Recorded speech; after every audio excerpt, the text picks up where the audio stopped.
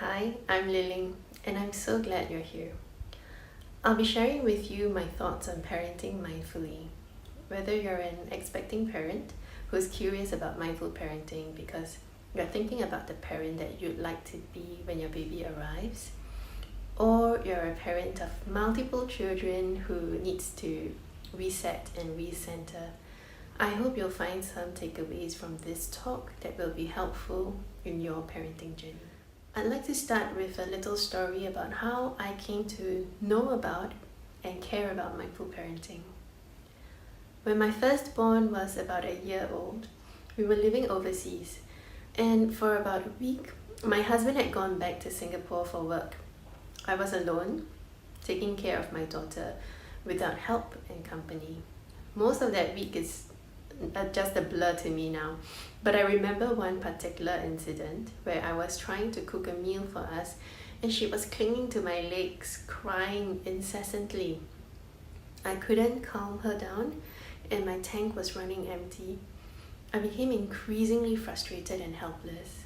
I started shouting at her to tell me what she wants, which she of course couldn't, and my behavior only frightened her more and intensified her crying. I didn't know it at the time, but looking back, I was dysregulated to the point where I had an urge to hurt her physically. That scared me because the pictures in my head were ugly. Of course, my rational brain didn't want to hurt her, and it took everything in me to fight those urges. I remember standing in front of her while she cried on the couch when, in the middle of me battling my urges, I suddenly had a very visceral flashback. I saw myself as a little girl who was about 5 or 6 then, and I was crying while sitting on the kitchen countertop. My father had put me there, and he towered over me and he shouted at me to stop crying. You stop crying now or you'll get it. It being physical punishment. This is a memory that I have always remembered, along with many other very similar experiences I had growing up. I did not think of this encounter as one that stood out from the many other times my parents told me to stop crying or even punished me physically. And yet, in that flashback, I felt for the first time how terrified my 5-year-old self was at that time, and also how out of control my father was, and how much I struggled to suppress my cries in order to avoid pain. When I came out of that flashback, my daughter was still crying, but I was no longer as triggered. Suddenly I understood why I became so dysregulated from hearing her cries and even had those urges to hurt her. It just clicked. My flashback helped me realize that her cries were so hard for me to listen to because I was not allowed to cry when I was growing up. And in fact, crying often led to a very real threat of emotional, mental, and even physical pain. After that episode, I became very interested in learning more about my strange flashback experience and how my childhood was clearly affecting my present as a parent. This led me to a book by Dr. Dan Siegel called Parenting from the Inside Out. One of my biggest takeaways from the book is this quote: "When parents don't take responsibility for their own unfinished business, they miss an opportunity not only to become better parents, but also to continue their own development." I realized that I was making my daughter responsible for my discomfort and my dysregulation, when I need to be the person who takes responsibility for my own feelings and needs. My triggers stem from my unresolved childhood issues. A big part of mindful parenting is therefore to become aware of what our own triggers are, so that instead of operating on autopilot, acting out past hurts and unfairly directing our anger on our children and the people in our lives, we can be more present and intentional in choosing to respond to our children in a way that prioritizes the relationship and the connection. This is what I care about a lot, and it fills me with meaning to be able to share this with other parents. So how do we, as parents, become more mindful? When I attended a life-changing course 3 years ago, my trainer summarized mindfulness in just 2 words. Just notice. It's one of those mantras that is deceptively simple, but actually hard to do, and yet holds infinite wisdom. Over the years, through some trial and error and learning from teachers who have crossed my path, including my children who are my greatest teachers, I found a few practices that help me to just notice. I'd like to share 3 of my practices with you so that we can find more presence on our parenting journeys. For the first practice, I'd like to invite you to join me in a short embodiment exercise. First, find a comfortable position, either seated or lying down, or even standing. If you'd like to, you can close your eyes so that you can channel your focus inwards. Notice how your body feels right now in this position.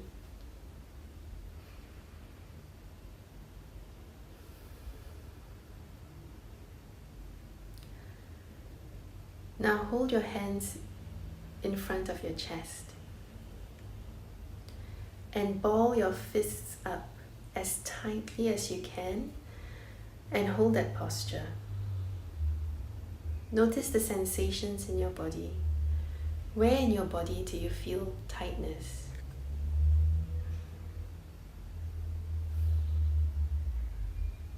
What other sensations do you notice?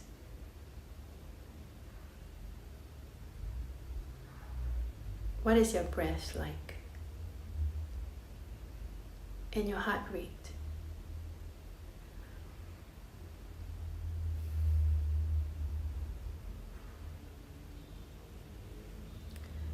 Now relax your fists and allow your palms to open, facing upwards. And you can rest your palms on your lap if you're sitting. Notice the sensations in your body. Do you notice any shifts in the tension in different parts of your body? And what's your breath and your heart rate like?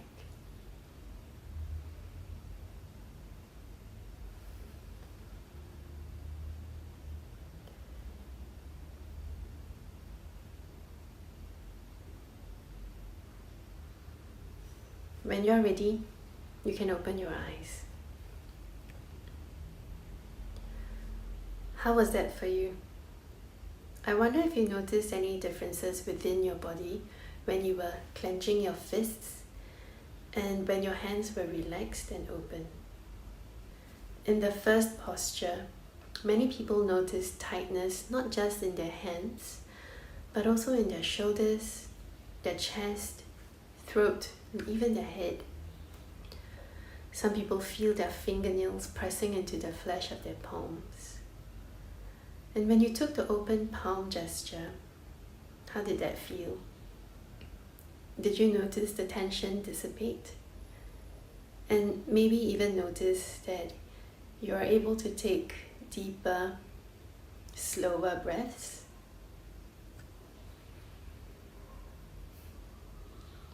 This exercise is related to the first practice in noticing that I'd like to share with you.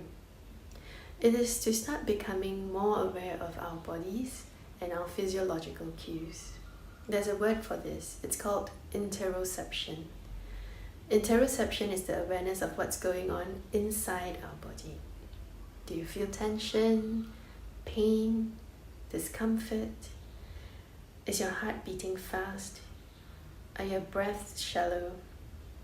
Are you hungry, full? Do you need to use the bathroom? And so on. There are receptors in our joints, our muscles, organs, skin, and these receptors send information to our brain, which in turn regulates our vital functions such as our heart rate, digestion, hunger, and body temperature. Interoception also helps us to be more attuned to our body's cues so that we can better interpret and identify our emotions.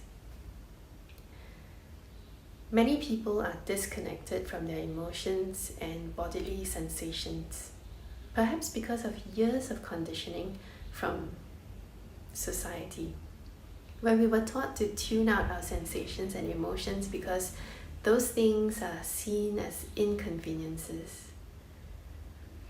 I remember a friend told me once that her son complained of tummy ache before swim class, and he was told by the coach that if he didn't join the class, that he must be a girl and that he can come to class next week in a dress. Aside from the gender stereotype that is shocking, the boy decided after hearing that despite his tummy aches, he will join the class. You may not have heard these exact same shaming words when you were growing up, but you probably have received similar messages that taught you over time that your bodily sensations and your feelings are not as important as other things that are deemed important by society, like school, work, results. It may have sounded more benign and even well-intentioned, like a parent telling you that you have to eat more even after you say that you're full. Over time, we learn to tune out the messages that we receive from our brain and our body, and many of us become quite the expert at doing that. Not eating, not sleeping, not drinking water, not using the toilet, these things almost become like badges of honor that we boast about. As a result, many people are no longer attuned to our interoceptive sense, and we become desensitized to our sensations and emotions. As parents, our interoceptive sense acts like an oximeter. Many of us have oximeters in our homes these days to measure our oxygen levels and our pulse rate. When our oxygen drops below a certain level, we know we have to consult a doctor. Similarly, our interoceptive sense is like our inbuilt oximeter that sends us signals so that we are more aware of our mental, emotional, and physical state. Simply put, this is helpful to us as parents because it lets us know at any moment, am I calm or am I stressed? When we did the exercise earlier, did you notice the sensations in your body when you clenched your fists? Those sensations might be similar to what you feel when you're under stress. On the other hand, the openness and lightness you felt when you held your palms open might be closer to what it feels like in your body when you're calm. I try to check in with how I'm feeling in my body when I'm with my children. Sometimes I notice that in reaction to something that they have done or said, my chest and shoulders tighten, and my heart beats faster, and my breathing becomes shallow. These are my cues that inform me that I am stressed and I might be becoming dysregulated. If I don't take steps to regulate myself before I respond, it's very likely that my autopilot reaction to their behavior will be from my conditioning. I might shout or say hurtful things to them. Instead of helping them to calm down, I will be escalating their distress or their hyperarousal. On the other hand, if I check in and notice that my body feels relaxed and my heart rate and breathing are normal, these signal to me that I am calm. In this regulated state, I have more capacity to choose a response that is different from my autopilot reaction. A response that fosters connection and will help to lower the arousal levels of my children so that they can become regulated too. This is important because calm begets calm. We can't help our children to calm down if we ourselves are not. So get to know your body's signals. What does stress feel like in your body? And what does calm feel like? We're all different, and each of us will have to get to know our own body and its cues, especially if we've been conditioned to ignore our sensations and our emotions. So the first practice in parenting more mindfully is to check in with our interoceptive sense. What is my body telling me about my current state? Am I calm or am I stressed? The next practice is to ask, what am I telling myself? Let me share a story as an example. Some time ago, I became very angry when we were packing up the house and my older daughter was lying on the floor, refusing to participate. It's not the first time I have gotten upset when the house is in a mess. But this time, I was way past upset. I was not in a regulated state, and I did not notice my signs. When I saw her lying on the floor, I became increasingly angry, and the thought that kept surfacing in my mind was that she's lazy and she's inconsiderate. My anger escalated, and I blurted to her, "You're so useless." The moment those words escaped my mouth, I saw her face and her body collapse in shame. And I was instantly reminded of the shame that ate me up when I was a child, and when my father said in dialect that I was a waste of rice. Again, I had unfairly passed on the pain of my own childhood to my daughter. And perhaps my father said those words to me because he was told the same when he was growing up. As a society, we commonly blame others for our own uncomfortable feelings, and many of us may have borne the brunt of our parents' anger when we were young. I find these words by Dr. Marshall Rosenberg very helpful as a reminder. What others do may be the stimulus of our feelings, but never the cause. Our children's words and actions do not cause our feelings. Our feelings are often a result of what we tell ourselves about their words and actions. In the earlier story, I told myself that she is lazy and inconsiderate, which then triggered my anger. On a different day, when I might be more regulated, I might be able to look at the same behavior, and instead of seeing laziness, I might be seeing tiredness. And then my response to her would be one that is more compassionate.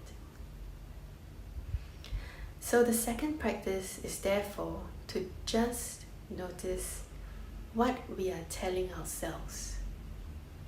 When I notice my thoughts, I can frame it with, I'm telling myself that. This is a way to remind myself that what comes after is just what I'm telling myself. It is an assumption and not necessarily reality. This practice helps me to create some distance between my children's behaviors, which is the stimulus, and my feelings. The distance gives me space to check my assumptions and to put on a lens that is more curious and compassionate.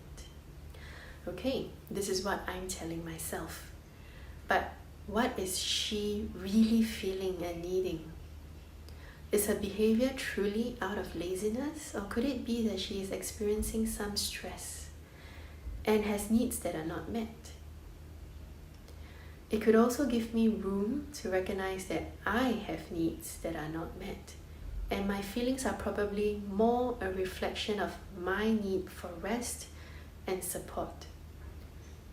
The third practice in noticing is to get to know yourself better and recognize your triggers.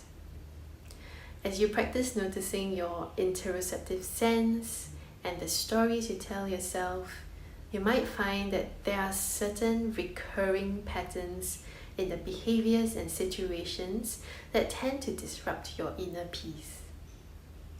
These are your triggers. For me, some of my triggers, among many, are mess and crying. as you may have noticed in the stories that I've shared. Learning what our triggers are can help us to, number one, prevent problems, and number two, manage our reactivity. Let me explain. If you know that certain things tend to be triggering for you, then you can find solutions to prevent things from escalating. So for example, some people are triggered by lateness. And so the morning rush to leave home, send children to school on time and get to work on time tend to really rock some parents' patience and equanimity. If you know that lateness is your trigger, then you might be able to find ways to reduce the need to rush in the morning, like choosing your clothes and making sure that all the bags are packed the night before, or making breakfasts that can be eaten on the go, and so on. And if you know that you are easily triggered when you're worried about being late, then you will mentally prepare yourself so that you are already on the lookout for your alarm bells, which are your signals from your body, and also the common stories that you tell yourself, like, if I walk into the office late, everyone will stare at me and judge me for being irresponsible.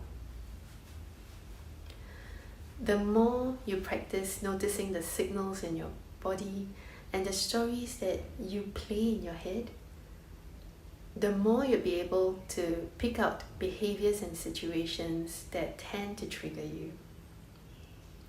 So the third practice brings together the first two practices. All three practices are really about getting to know ourselves better and on a much deeper level. They help us to become more mindful of ourselves. And as parents, this mindfulness is the door to more peace, whether it be inside ourselves or within the family, and also connection and compassion in our relationships with our children. I've shared 3 practices, and I'd like to just share one more note before we end, which is that mindful parenting is a journey and not a destination. There's no end point where you get to and you're now an expert who have mastered mindfulness and you will never lose your cool ever again. And life with your children now looks like something from a commercial with warm sunlight and everyone's always smiling and laughing and happy and in clean clothes. As I spoke about these practices, I caught myself feeling guilt and shame because I'm not always successful at doing these things myself. I have to remind myself often that mindful parenting is a journey and that along the way, we are going to have ups and downs. It might feel sometimes like we are taking 1 step forward and 2 steps back. So please have compassion for yourself and take time to celebrate your little successes, because as parents we tend to beat ourselves up too much for our mistakes. Remember the experiential exercise where you clenched your fists tightly and then opened your palms? Let's do one more now.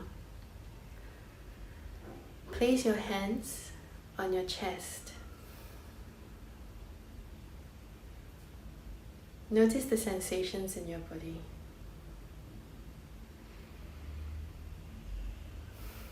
What's your breath like? Where do you feel tight or open in your body?